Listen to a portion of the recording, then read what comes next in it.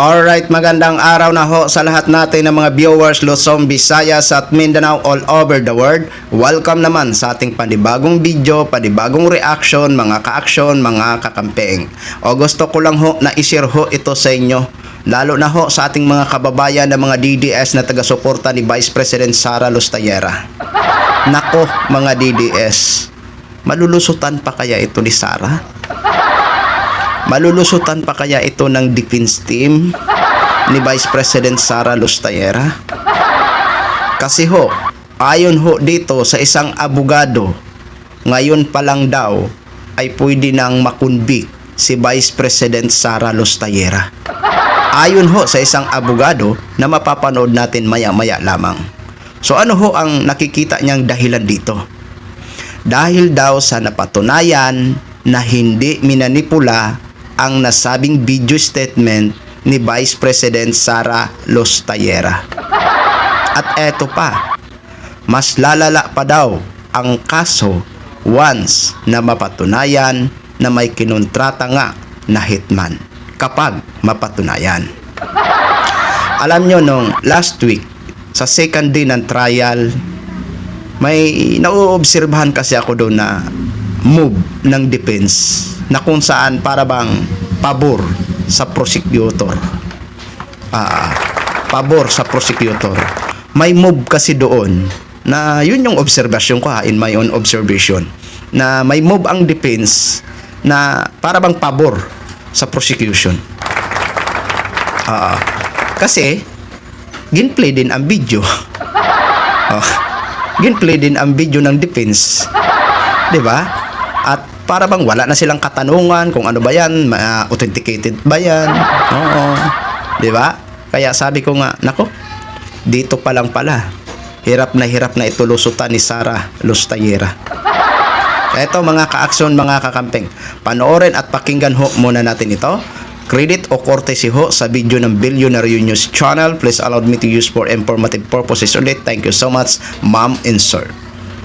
Ngayon pa lang ay pwede nang makonvict si Vice President Sara Duterte ayon kay Attorney Howard Calleja. Ito ay dahil daw sa napatunayan ng hindi minanipula at tunay ang kanyang video statement kung saan pinagbantaan niya ang buhay ng first couple. Dagdag pa ni Calleja, posibleng lumala pa ang kaso ng bise. Ang kasong grave threats ni Vice President Sara, posibleng maging sedition. Sa panayam sa memo ng Billionaire News Channel, sinabi ni Attorney Calleja na magiging malala ang kaso sa oras na mapatunayan na may kinontrata ngang hitman si VP Sara. Once you make a threat and the other person heard or knows about the threat, yun na po yung grave threat. Hindi na kailangan pa yung iba pang... Hindi kailangan maglabas ng baril. Hindi kailangan maglabas. Kasi pag lumabas ka ng baril o naglabas ka ng hitman o ng assassin, sedition na yan o conspiracy to commit sedition. Dagdag pa ni Calleja, halos lahat ng elemento ng grave threats ay malinaw ng ebidensyang inilatag ng prosekusyon at inamin na ito mismo ng depensa. Siguro na naglolokohan na tayo if we deny that there was such a statement, no? There was such an utterance.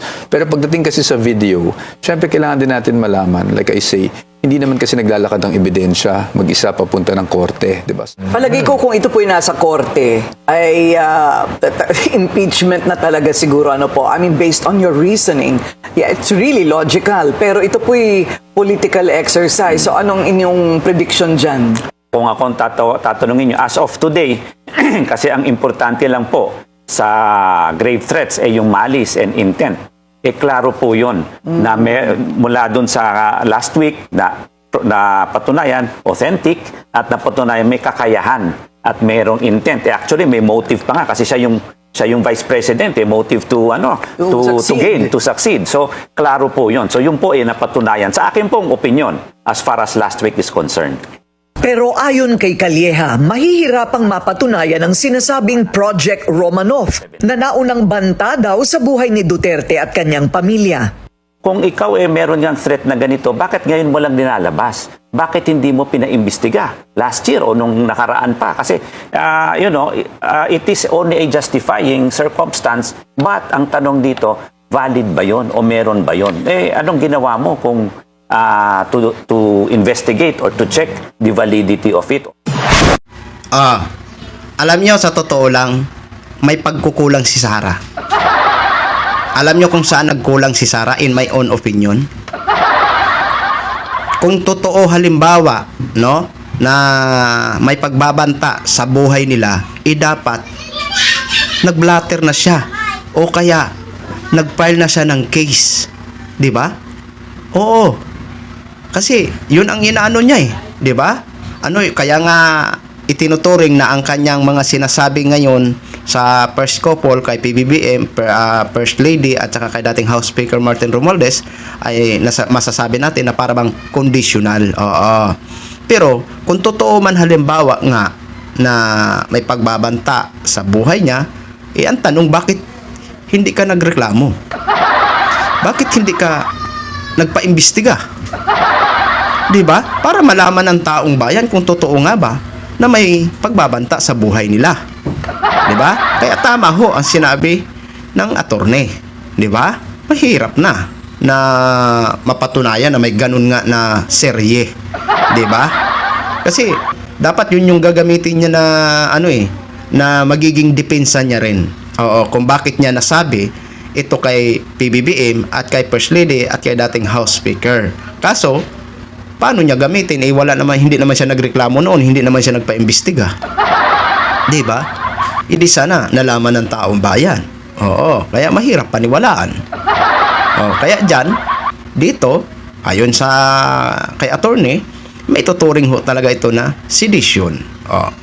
Kaya mga DDS, ang hirap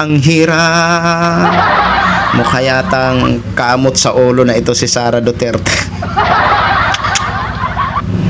Anyway, isa pa lang yan ha. Isa pa lang yan sa mabibigat na mahirap malusutan. Alam naman ho natin na marami pang grounds na tatalakayin, okay? Lalong-lalo na dyan yung questionably na mga hidden wealth. Ang very exciting dyan na magtestigo na gusto natin mapanood, si Madriaga, si Trillanes, yan, very exciting ho yan, mga ka-action, mga kakampeng. Ngayon, pang 5 days na trial. Titingnan ho natin kung ano ho ang mga naman nila ngayon, mga argumento sa between defense team at prosecution, no? Kasi kahapon nag-question yung defense team. Dapat Tagalog lang daw at English. Kasi nagbinisaya manggulod si Attorney Ligutan. So yun lang ho mga ka-action, mga kakamping knogin, share ko lang ho sa inyo yan. Maraming salamat ho sa lahat natin ng mga viewers Luzon, Visayas at Mindanao all over the world. Ako po ang inyong lingkod, si The Action Man. Have a good day, everyone!